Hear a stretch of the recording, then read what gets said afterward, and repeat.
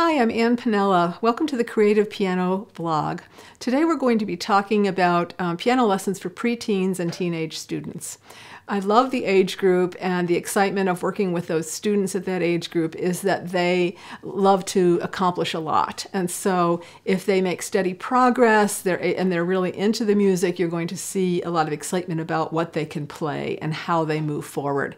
If they are beginning piano at that age, one challenge is to select beginning music for the student and a series that's really geared to an older student. You don't want an older student reading beginning material that's geared to younger children. So selecting the proper material is important, encouraging the student to be patient, often because students are exposed to lots of music and they're used to a very sophisticated sound, engineered sound, so that often they may have very little tolerance for mistakes, and they may think it should be a lot easier, and they don't really want to necessarily put the time and effort into doing what it takes to make a good sound at the piano. So it takes some encouragement and some instruction about this is what it means to play the piano. And my analogy for students a lot at that age is like sports.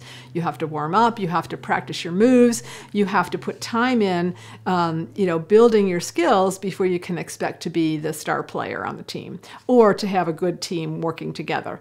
So, for that age, it's a lot of working, again, with the individual student, what they need, whether they're beginning or whether they're advanced at that point or more of an intermediate student, again, selecting the right material. The other thing is letting them choose material that works for them.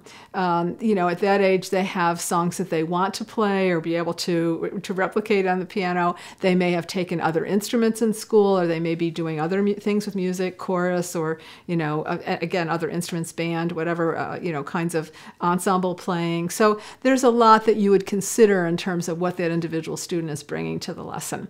And along those lines, because there's so many competing interests for the teenage child, sometimes I've found that bi-weekly lessons can work well for the student at that age if they have the discipline to do the practicing in between without the weekly lessons. Often having that extra, week gives them time to practice. The music that they're playing, if they've been taking lessons for a while, will be more advanced, and it takes more time to practice. So if they're very busy with sports and other activities after school and they don't have time to practice, to get from one week to the next and not have had a lot of practice time can be frustrating. So for that age, again, sometimes it does work to have bi-weekly lessons, and depending on the sophistication of the music, the level of the music they're playing, the length of the lesson also changes, so that they may have a 45-minute lesson rather than a 30-minute lesson, or they may have an hour lesson if they're playing, more advanced intermediate music. Again, it depends on what they're doing, where they are in their own development as musicians.